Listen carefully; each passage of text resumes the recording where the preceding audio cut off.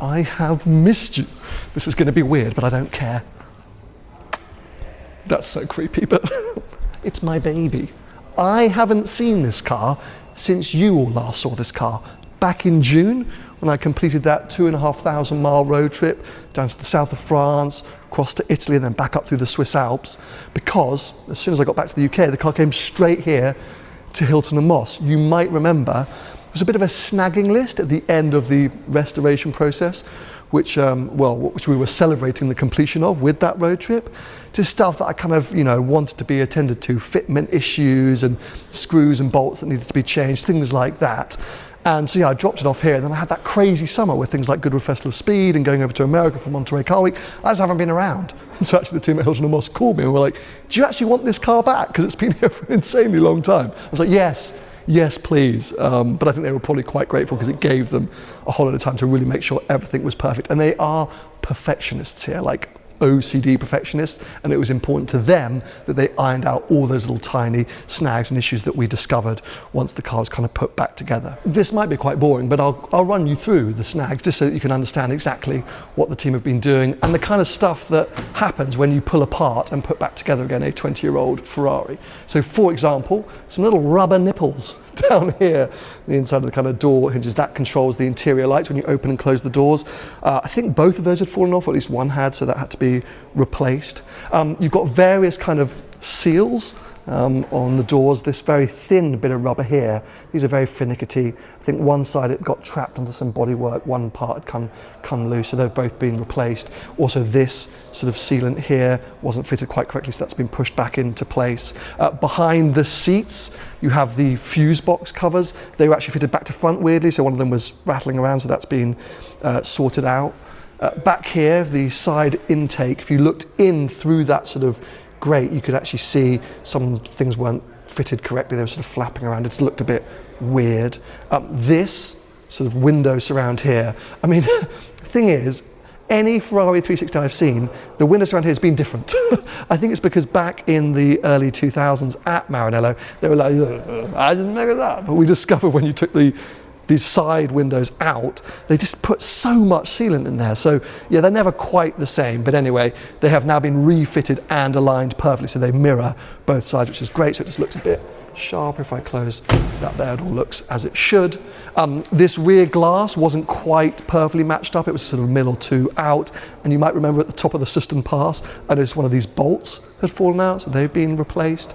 We should mention the wheels. They've now been fully refurbished, which is great, something which we didn't necessarily do at the time of restoration, but that's now happened. And the only other sort of major thing were these headlight lenses. So you might remember again, at the top of the cistern pass, I pointed out, because of Hilton and Moss's OCD at things, once they had resprayed the internal components of these headlamps, they tried to polish the lenses to make them kind of look perfect, but in doing that, they kind of over-polished them. They left them with a load of swirl marks. They looked a bit foggy. They just didn't look great, and the team here admitted that.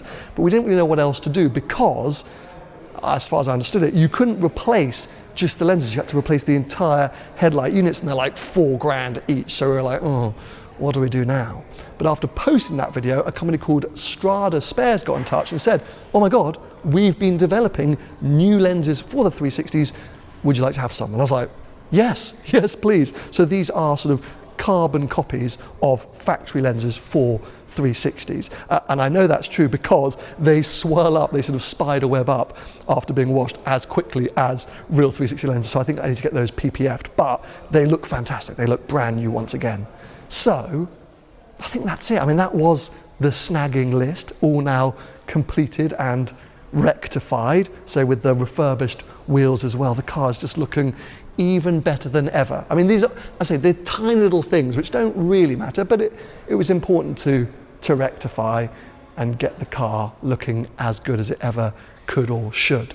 So all that is left now is for the car to be serviced, due its annual service, and MOT'd before once again the adventures can restart. And they are going to restart because next weekend got the first of 2 European road trips I'm going to be doing with this car in October, and the second of which long-term viewers of this channel are going to be very excited about. I think all I'm going to say for now is walkie-talkie Q&A.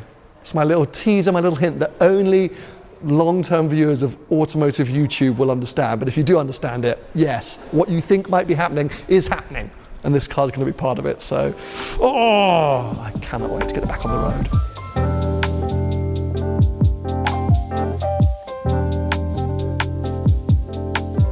Today's video is actually going to be a bit of a garage update. I'm going to talk you through what's going on with all my cars, not just the Stradale, which by the way is going on a transporter tomorrow down to AV Engineering ahead of that road trip next week. But I came here in the GT3 today, so we'll talk about that next. Before we do so, firstly I had to get a coffee, but also I want to show you quite an interesting car here in the showroom. I mean, there are lots of interesting cars here in the showroom. There always are at Hilton and Moss. For example, this is their Emira GT4, pretty mad thing. These guys have a real long history with Lotus, so it's worth also pointing out this Elise 99T. Only 2 of these cars were made. It is essentially a special livery, but quite a stunning livery, celebrating Ayrton Senna's 99T Lotus Formula 1 car. It's got a really cool blue interior.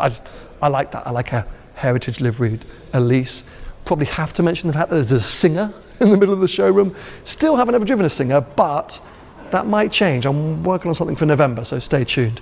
This is the car that I wanted to talk about. Here we have a McLaren 570S listed for sale here at Hilton and Moss for £87,000. Actually, £86,995.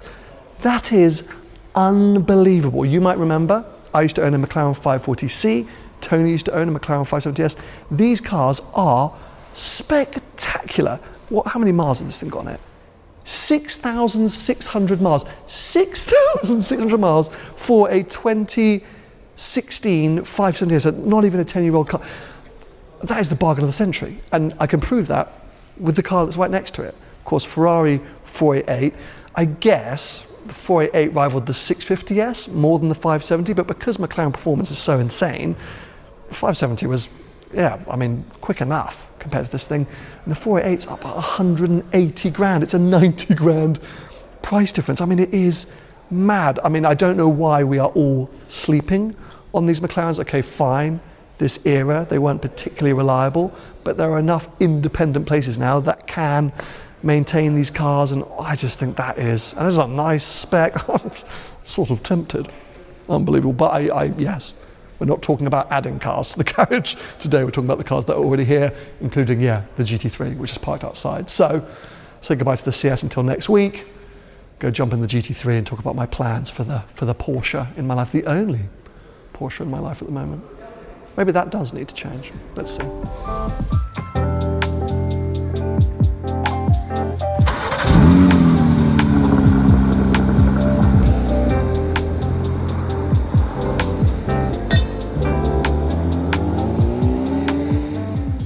So let's take a quick break so I can tell you about today's video sponsor, Bottle Bottle. They have a huge range of products that do everything you would want a drinks bottle to do, keep things hot, keep things cool, etc. This one is fascinating. This is their Aqua Guard, and firstly it has the simplest click on, click off technique, which is just so enjoyable to do. Just push that. Oh, I enjoy that way too much. It's a little simple lock there. So it's really Loctite, super secure, nothing is leaking out of there. And you get to do that, which I just think is amazing. But the most fascinating, and I think awesome feature about this bottle, it keeps fizzy drinks fizzy. Like that's amazing. Do other bottles do that? Maybe, I probably shouldn't say, but and so for someone like me who's always on the move, always trying to have drinks around with me, stay hydrated, but also keep drinks hot, cold, or yes, fizzy, this thing has been absolutely mega, so I love it. Yes, go and check out Bottle Bottle. Of course, there is a link in the description below, and you can use my code 15SceneBB, 15SceneBB for a 15% discount. So yes, go and check them out. Link in the description below. Yeah, if you're someone like me who's endlessly searching for drinks bottles, by the way, these things fit in cup holders really nice and easily if you're someone in the car always. And yeah, they are, for me, absolute winner. So I'm so glad they got in touch. I'm now going to order 2 or 3 of their other products as well because yeah, I'm a big fan and I like the colours. So go Bottle Bottle. Thank you for sponsoring the channel. Thank you for offering all of you that 50% discount. Thank you for making such enjoyable to use products. Love that. Now, I'm aware this is going to sound like a little bit of a knobby thing to say, but of course, this time last year, I had 3 Porsches in the garage. This GT3, but also my Panamera, which I've since sold and kind of replaced with the Project 8 and the Boxster over in America, which was auctioned off for a bit of a disappointing price. I think more on that in another video. But yes, I'm now back down to just one. Woe be me, how hard my life is.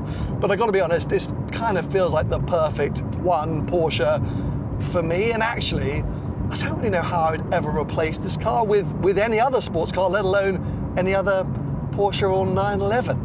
It's funny, I've done nearly 20,000 miles in this car now. I've owned it for nearly 3 years, and the longer I own it, the more miles I put on it, the more I love it. It's been fantastic on our on-the-road driving tours. It's been epic on my solo European adventures with it. I did that one track day in it at the Red Bull Ring where it was spectacular. But it's also just really good at the mundane stuff. Over the summer, whilst the Stradale was having all those snags attended to and the Project 8 was not working, more on that next I suppose, I was kind of using this thing the most. And I have a really positive, vivid memory with this car from the summer where I was at a friend's house and I woke up early. I needed to leave fairly early. There was still some morning mist. It was a beautiful sunrise. The roads were empty and I walked up into this car. I already had the biggest smile on my face. I got into it, started up and just drove off, letting the engine sing and the exhaust blast. I was just like, how is this life? This is, I never want this moment to end. It was just all glorious. And that's the thing with this car. It just all feels, yeah, amazing. I've still got the Pasha covered baby seat in the back. That's because me and my daughter go to cars and coffee meets every now and again. It's got practicality to it. It just does the 911 thing, but with that GT3 engine. And relatively, it's the kind of easiest to run and maintain. It's still under Porsche warranty, normal servicing, and okay, it has a few things that keep going wrong with it because that's a 992, 911 life. But in general, and compared to the Stradale and the Project 8, it's the most straightforward and the one that I can lean on the most. Apart from the fact that the brakes have become incredibly squeaky over my usage period, that makes it a little bit annoying in and around town. But yeah, that engine and this gearbox is my only manual now. This is my only manual car. So yes. In terms of plans for it for the rest of the year, I don't know. No specific plans for this car. I mean, it's going nowhere, and this thing could end up being a bit of a lifer, but I've got sort of other adventures planned with the Stradale and with the Project 8 and then press cars and trips and things like that. So I guess the next big adventural plan with this thing will be next year. My only question mark over this thing is whether the Project 8 may supersede it, because they do very similar things, but that car has 4 doors, maybe added practicality, that iconic V8 that I love. There is a potential. I don't think it's going to happen. I think there's room for both, but it is something I've started to ask myself now that the Project 8 is theoretically working. If you don't know what I mean by that, I guess let's go and find the Jag and have that conversation, because it is a big conversation. If you didn't see my video from a few weeks ago, there's a lot to know about that car. It's wonderful, but intriguing. Anyway, let's go.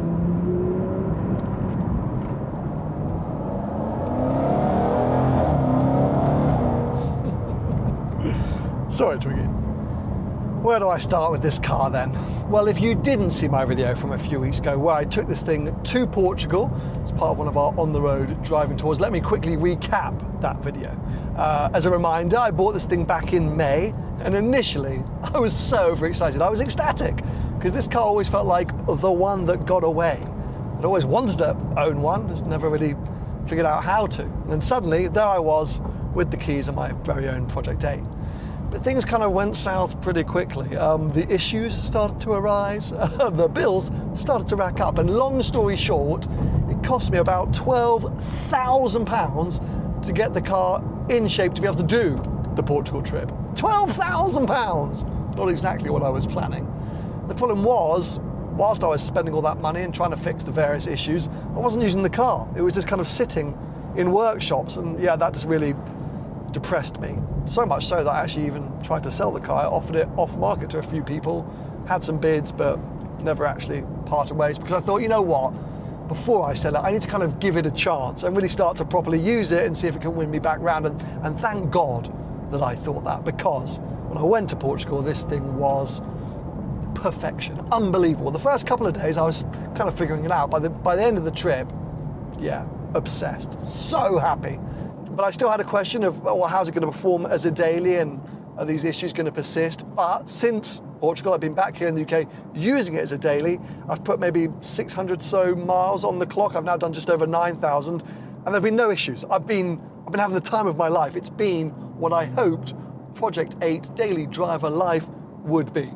Of course, we have to point out some of the eccentricities of using this car as a daily driver. It's a left-hand drive car in a right-hand drive country.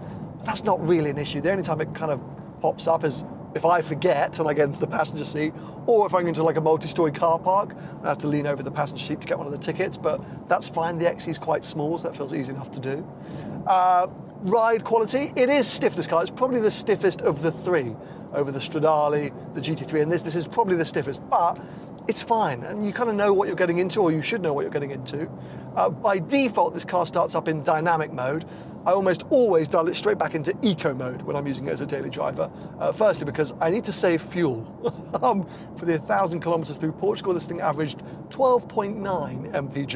And as a daily driver, yeah, I'm regularly in the teens. It's quite rare that I'm out of the teens. On a really long, smooth drive, maybe I can get the late 20s, early 30s, but yeah, straight into eco.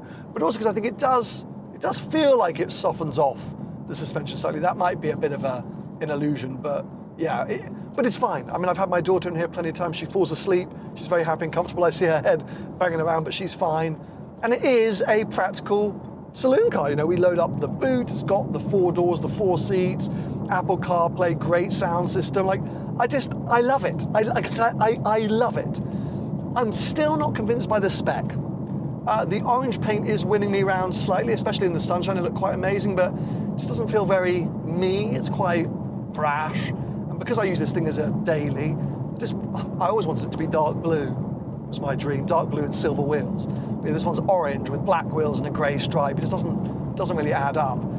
The thing is, because I spent £12,000 trying to fix sort of strange issues, I don't really have much money left to spend on now cosmetically changing this car. So I think I'm going to have to wait.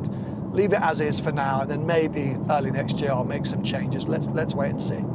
And just speaking of the issues, really the one main issue that we were trying to address or rectify was this knocking at the rear, which I've since learned is basically just a characteristic of the Project 8. I've had so many owners reach out and be like, yeah, my car knocks at the rear too.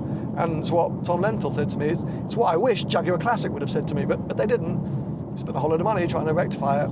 Having said that, actually to not completely bash them, I must declare, since the last day of Portugal, this car has not made the knocking sound at the rear once. It stopped. It's gone. I don't know if it's because of the work the Jaguar Classic did. Unlikely, because the car knocked like mad ever since I collected it from them, but maybe I put the car through a heat cycle or a usage cycle or driven it briskly enough. I don't know, but no more knocking at the rear, which is unbelievable.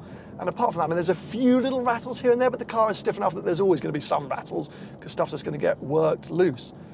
No other issues. Like, the car has just been spot on.